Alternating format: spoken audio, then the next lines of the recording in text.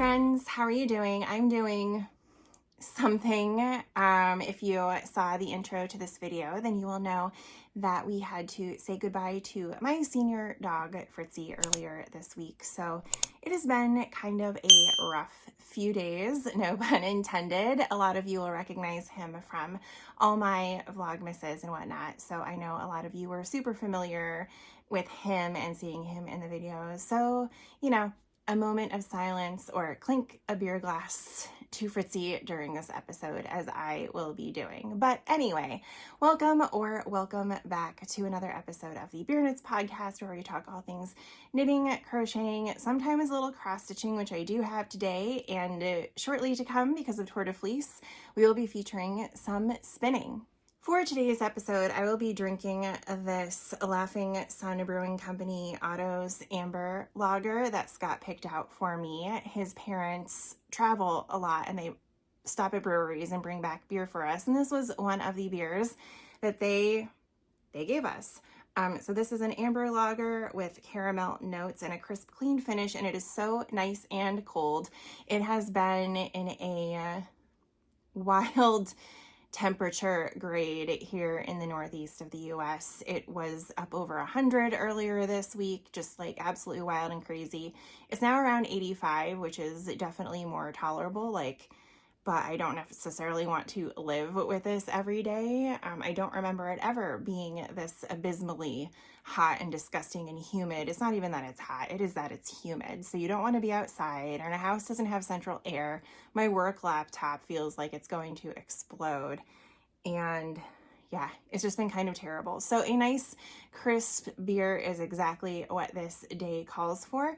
And I'm really excited to kind of use this to help toast to Fritzy. We had an Amaro on the night that we had to say goodbye, and just kind of enjoy his life and celebrate his life. So again, been a rough couple of days. Without further ado, let's start talking about projects. And one of them I am actually wearing, and you might recognize from previous episodes, and that is my Palm Springs tank, which I finished earlier this month. I actually had plans to wear it when we went to Philadelphia earlier in June, and I was weaving in the ends on our way down. So I was able to finish it and wear it a little bit, and it came out great. This is by Leslie from Knit California, and it is very popular right now, and it is based on her favorite old navy tank tops, and it just fits really nice. It is a super quick knit. I think if you really wanted to, you could whip it out over a couple days. It took me a little bit longer just because I'm so with everything going on in my life, but you could really knock this out pretty quickly, and I loved it. I used Emma's yarn in a colorway called Bobbin, which, as you can see, is this gorgeous, just very deep, rich red that I absolutely love. I was concerned that it would bleed because it is so deep red, and I had used a maroon color on a gnome earlier this year from Emma's yarn, and that bled just kind of all over the place. So after I picked this up, I was like, oh no, is the same thing going to happen? It didn't. I soaked it for like an hour. Nothing came out in the water, so it definitely stayed put. I wore this. It was a little bit rainy when I wore it out, so I was afraid that it might bleed like all over me, and it definitely didn't. And now I'm sitting here sweating my face off, and it is still, we're still good. So I really enjoyed the yarn, really enjoyed this project. I would love to make more. My to knit list is expanding exponentially right now. So I don't know if I'll ever actually get back to this. If I don't do it this year, then definitely for next summer. But I do need to start my Rhinebeck sweater, which I won't be talking about in this episode because I haven't cast it on yet, but I do have plans. And so hopefully by the next time I record, I will have something to either show you or talk about, or just something. If you haven't cast this on yet, you totally should. There are a lot of tank tops that are popular right now, and I'm sure they're all great, but I really love the finishing of this one with the folded knit hem. It is kind of fiddly and obnoxious to sew it down, I'm not gonna lie, but it looks amazing. Just like the attention to detail on the finishing is really nice compared to a lot of the tank tops that are out there, which look completely fine. This is just a little bit different and looks very polished. So big fan of this project. I have also been working on a number of socks. If you are in my membership, or if you have been paying attention to posts about my membership, then you will know that we are participating, or I've created a Hoppy Feet sock knit along for the summer. It's of course beer themed, Hoppy Feet, all of that sort of thing. But in the absence of summer sock camp, a lot of people are hosting their own sock knit alongs with different themes. And I really wanted to create one that was super no pressure, just something that my members and I could leisurely enjoy during the summer months, just share our progress, support each other through different patterns, things like that. And so I immediately over Memorial Day weekend cast on yet another pair of Fairground Socks by Kay Jones. And I used it's one of Freckled Whimsy's Halloween colorways. I think this one is called Pumpkin Pails, and it is so fun. My original goal was to knit through all of the Halloween colorways from that year-long series that she did. It was a subscription. I don't know if I'm going to be able to do that just because I do need to get started on Christmas gifts, but it was really nice to kick things off with this pair. And so I actually finished them, which is weird to say because I usually always finish socks. Socks have historically been my go-to project because they're so easily portable, especially in the summer when I don't want to knit on anything substantial. Socks to the rescue, essentially. But I kind of lost my sock knitting mojo and was hoping that this knit along would help me get back into it. And it has to an extent. I am still just, my concentration is still dispersed amongst various other projects. But I am going to cast on another pair of socks within the week that are patriotic themed that I'm hoping to use as a Christmas gift, and using one of Kay's new patterns as well. I'm a little obsessed with her sock patterns. They just blow by, especially this one. They're perfect for self-striping yarn, which is most of my, well, maybe it's not most of my sock yarn. It is a significant portion of my sock yarn stash.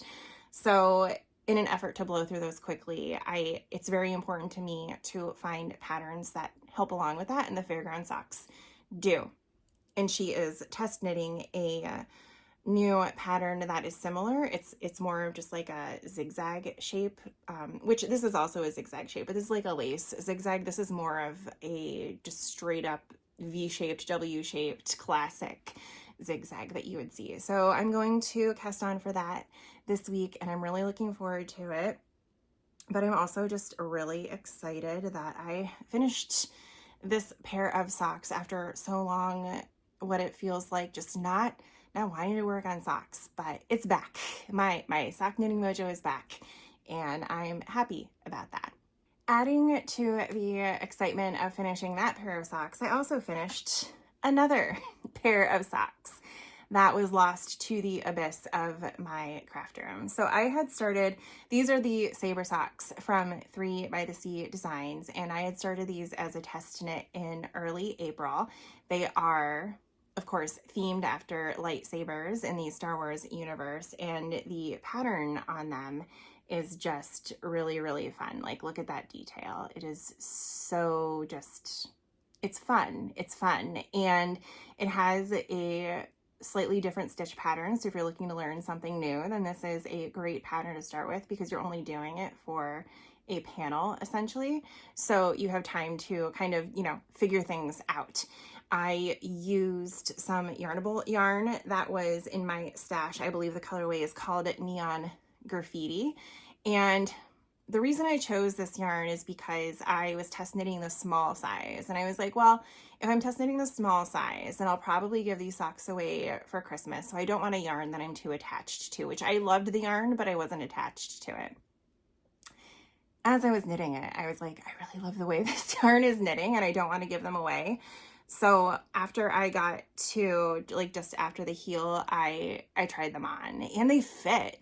So I don't know what that means for me. Like, have I been knitting the wrong size all of these years? The socks that I have been knitting do get fairly loose after a while. Should I be knitting a size down so that they remain kind of snug? I guess it depends on the style of the sock that I want, right? But essentially all I had to do is knit to my size foot and they fit great. So yeah, I'm keeping these. Sorry for anyone who likes them and would have preferred to receive them as a Christmas gift, but they are mine now and I absolutely love them. Like I said, I had gotten pretty far. I had gotten through the entire leg of the second sock before they got lost. I think I had taken them to either the Philly Yarn Crawl or Fiber Witch Festival or something. I had taken them with me, and in the process of putting stuff away and figuring out where things go, these got lost. But I did find them again, and so I was really happy. Like, once I finished my Fairground socks, I was like, I'm in the mood to just finish other socks that I know that I have. So I found these. I am still missing a pair of socks that I started. It's another one of Kay's patterns in Wicked themed yarn that I have from 3 by the Sea Designs, and I have no idea where those are. No idea. I took them to a concert that we went to and they walked away after I brought them home. So I need to find those, and I'll hopefully finish those too, and maybe make this my summer of finishing random whips that I have, random sock whips. But yeah, absolutely love these. Again, they're the Saber Socks from 3 by the Sea Designs. You can find them in their Etsy shop, and it is a really fun pattern. There are video tutorials so that you can figure out this kind of different stitch if you are interested in that. And absolutely, absolutely love them. I will definitely be making more. I really didn't think I would have that many finished projects this week. Like, just because I skipped an episode, I didn't think I would have that much, but I shockingly do, especially with like my life being so busy. I didn't think we would have this much, but here we are. And I have also finished my habitation throw from Helen Stewart of Curious Handmade. And this was made from the 2024 Beauty and the Beast Advent from Fangirl Fibers. And I don't want to hold it up too much because, again, it is a zillion degrees in here and I'm going to melt to death.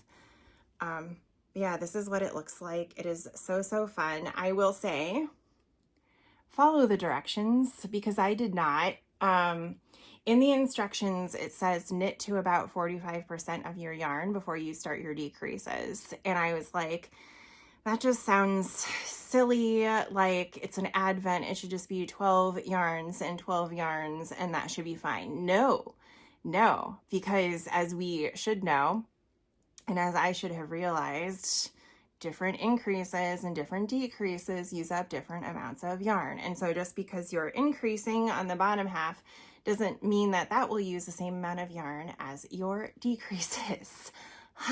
Math. It's fun. So all of that to say, I did run out of yarn at the end, but in anticipation of this, I had kept some ends of yarn that I hadn't used, and I magic knotted them together and was able to finish off the end little triangle here. And I don't think it's noticeable, but it's not interruptive of the design, in my opinion. It's just one corner. If I have it on display, you're not really going to notice it. And it's still using the same yarns that are in the blanket, so it's not like it throws anything off kilter. It's not wildly off balance. So at the end of the day, it worked out really well. Lesson learned: if I'm doing a corner blanket, knit until 45%. Knit until I've used 45% of the yarn, not 50%. Even though it sounds like it makes sense, it does not. Again, I feel like most of everyone's knitting problems are just because we take matters into our own hands instead of listening to the experts. But here is the thing. Helen is such a knitting expert. She is amazing. And she is working with me to distribute codes to download her Handmade Socks Society 6 Summer Knit Along series. So every month she is releasing a new pattern as part of this series, and I am giving those codes away so that you can enjoy them as well. So let's announce the latest winner.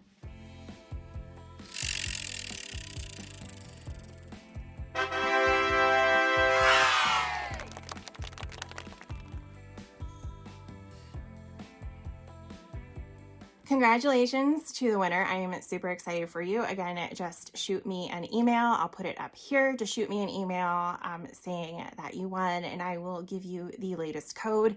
And if you would like to enter the next round, then make sure to stay tuned for the next episode where I will ask another question. All right, this is it?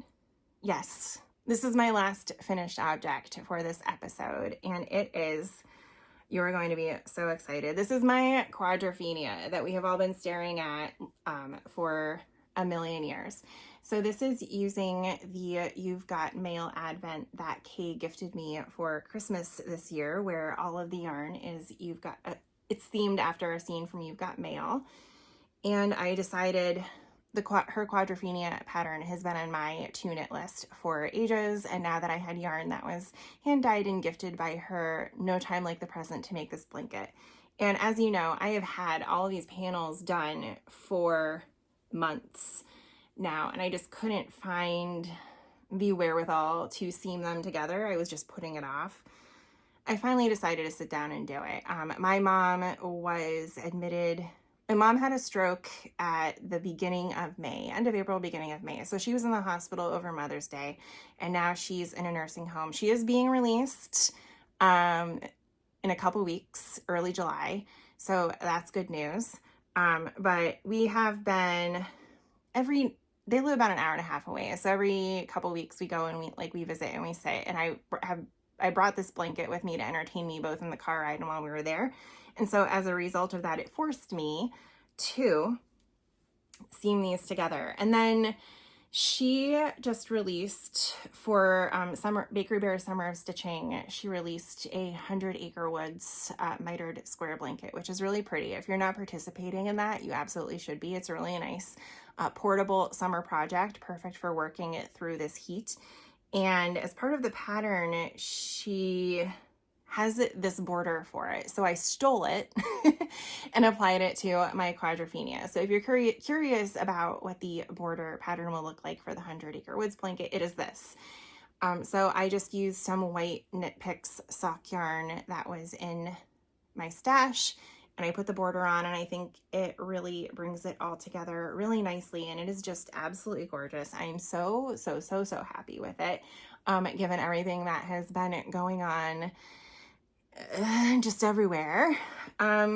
Looking at this makes me smile. So, I just want to say thank you, Kay. This was an unexpected gift, and it was kind of the gift that keeps on giving. As Dan said, it's kind of like the Jelly of the Month Club.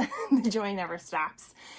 But yeah, now I get to look at it, and it is absolutely beautiful, and the bright, happy colors put a smile on my face. So hopefully it has the same effect on you and gives you a fun, sunshiny day that is maybe not 115 degrees.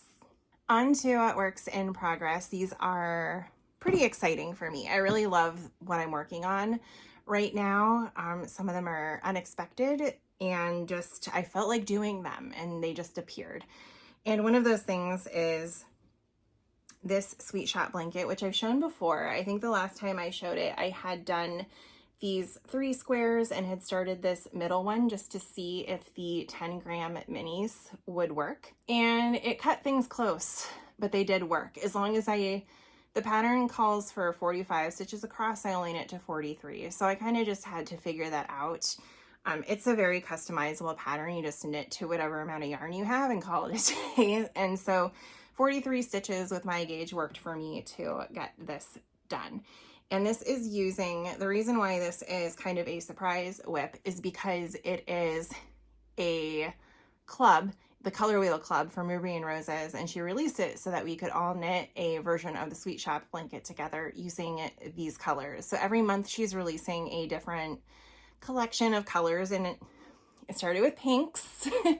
And now I have finished all of the pink ones, and I have moved into kind of the pinky reds, and I just ordered the full red one. And so I have the 3rd one on its way. I just started the 2nd bundle and of course finished the 1st. So we're heading into month 3 of this, and this is as far as I've gotten. I believe she's knitting hers in long strips first, whereas because I was experimenting with how much yarn was needed for each square type. There are 3 types of squares that you knit on this. They all look the same, but they have different ways of knitting them. No, 4. There are 4 types of squares technically. So because I wanted to test out the yardage on the 10 grams, I did a diamond first instead of doing the strips. And so that's how I'm going to do it. It's going to essentially be a diagonal gradient doing it that way. And I really like that. I really like the way that that's turning out. You can't see, this is the one I'm knitting on now. This colorway, I don't know what it is. Super gorgeous. I would knit a sweater out of this any day. It is beautiful. And I'm honestly loving it. The reason that, I guess just FYI, the reason that I needed to test if the 10 grams would work is because a lot of people were having issues with the yardage. Like a lot of us were just running out of yarn at some point. And so it required a little bit of finagling to see exactly how many stitches you should increase to before finishing off your diamond. So that's all. That's why I was testing it. And you can make it work. You just increase to however many stitches work for your gauge and call it a day. It's fine. There's a little bit of math involved to figure out some, like how you divide your yarn and whatnot and how you increase. But it's not bad. I actually just used ChatGPT to figure it out for me. I was like, here's the formula she uses. Tell me this. And it did, and it works. So here we are. And it is beautiful, and I'm really enjoying it. The only thing I don't like is on the 10 grams, so you work with 2 strands held together. So on the 10 grams, I'm pulling from the end of the ball that I make and the middle, and it gets very tangly that way. If any of you have any advice, I know I could look it up myself and I keep meaning to, but if any of you have any advice on how to handle that, I would love to hear it because it is a little bit annoying. But I thought that having to wind each color as often as you do would get really annoying, and that's not the case.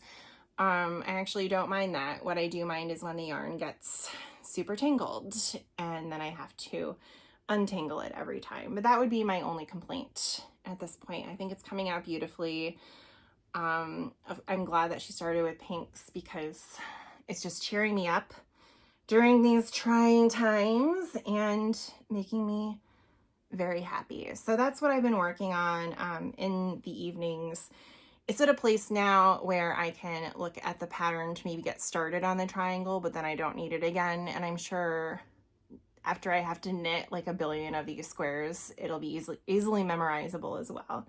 So really, really loving these colors and really, really loving the pattern. Again, it's a Sweet Shop Blanket by Laura Penrose, and the yarn is by Ruby and Roses. It's her Color Wheel Club. The next thing I started working on was a bit of a surprise, not because I never planned on working on it, but because, you know, with everything that happened with Fritzy, I was just kind of staring at a wall and said, like, I need to do something with my hands. And I didn't want to work on any of my current projects just because they weren't really calling to me. And so I decided to pick up this. And this is Carlos the Caterpillar from Caterpillar Crochet's inaugural crochet box. They released 2 crochet patterns. One was a square bag where you make a bunch of different squares. There's granny squares, there's regular squares, like whatever. Pro tip, not every square is a granny square. Granny squares are a specific type of cluster stitch made into a square, and it drives me bananas when people call every single square a granny square, because that's not true.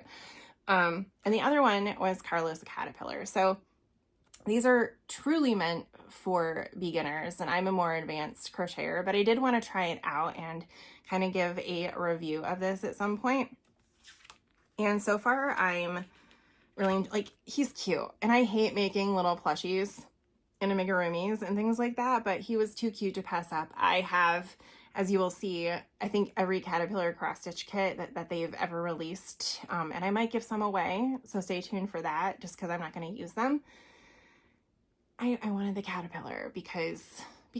So it comes with everything that you need to start, including a hook, which is actually a pretty nice hook. It has a grip on it. It's not like just a basic metal hook. It comes with Sirdar cotton yarn and stitch markers and safety eyes and the whole shebang.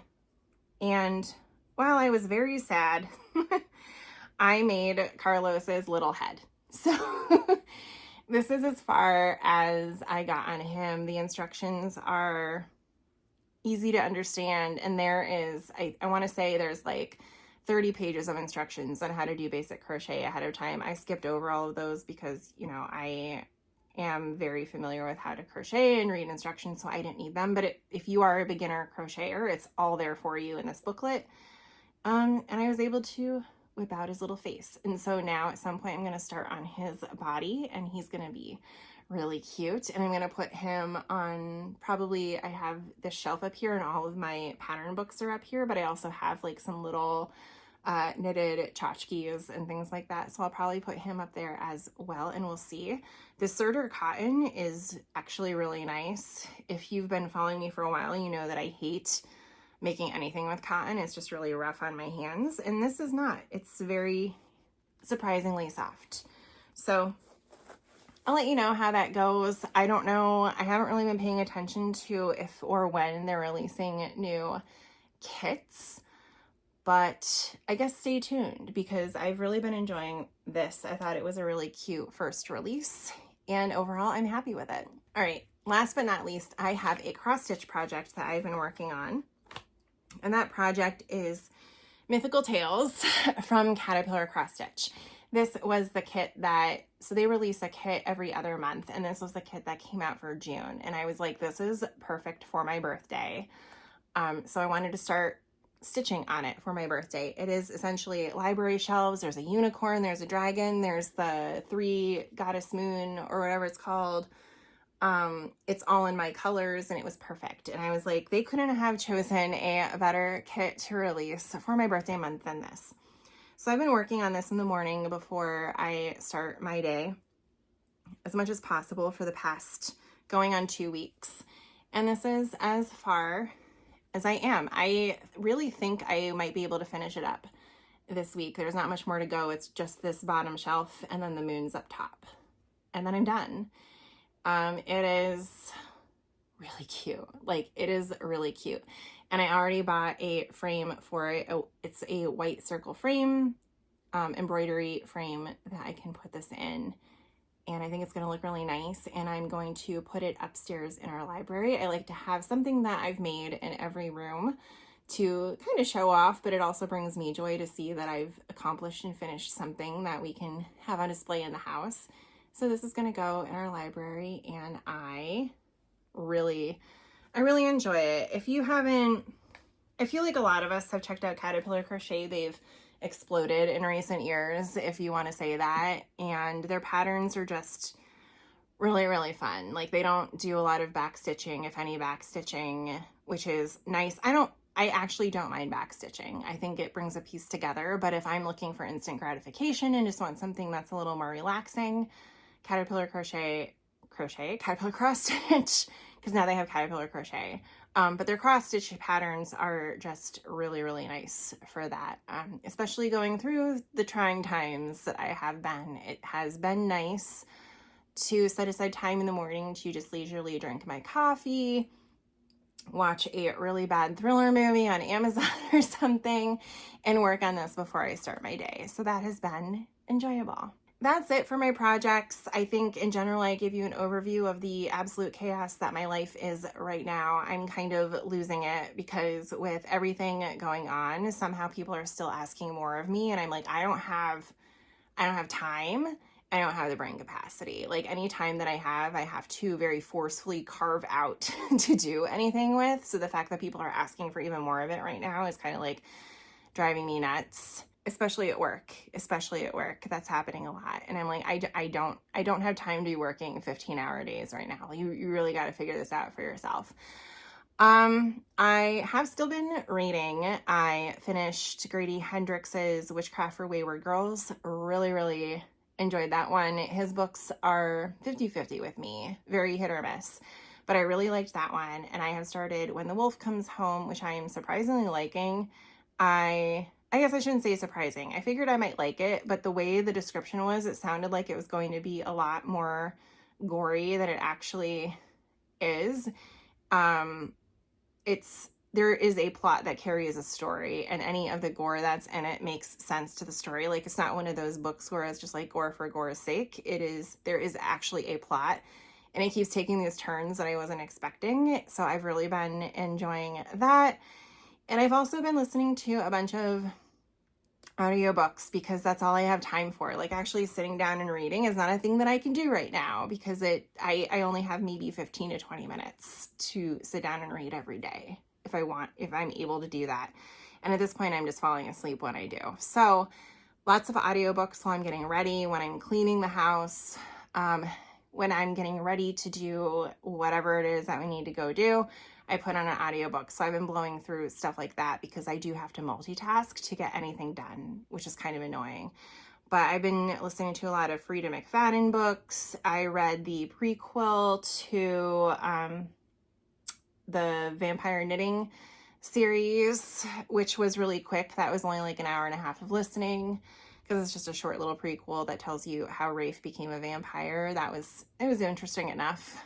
But yeah, definitely a lot of audiobooks coming through. I'm thinking about increasing my credits that I get so I can listen to more, because again, the only time I'm able to read right now is when I'm multitasking. So I have a feeling that I'm going to need more Audible credits so I can keep doing that. And that's kind of it. I told you about my mom. I told you about Fritzy.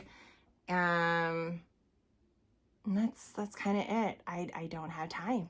I don't have time. So I'm still going a little psycho over the fact that I don't have time. And 4th of July is next weekend. I do have the week off from work after that. I took time off, and I am still going to be working because they threw meetings on my calendar I can't decline. So I will still be working on my time off, which is fantastic, and adding to my insanity. And yeah, that's about it. I'm just losing it. So with that, otherwise, if you like what you see, make sure to like, comment, and subscribe. Make sure to stay tuned for the next episode where I let you know the prompt where you can win a code to download all of the patterns for Handmade Sock Society 6 by Helen Stewart. And I will hopefully see you in a couple weeks for the next episode. Bye.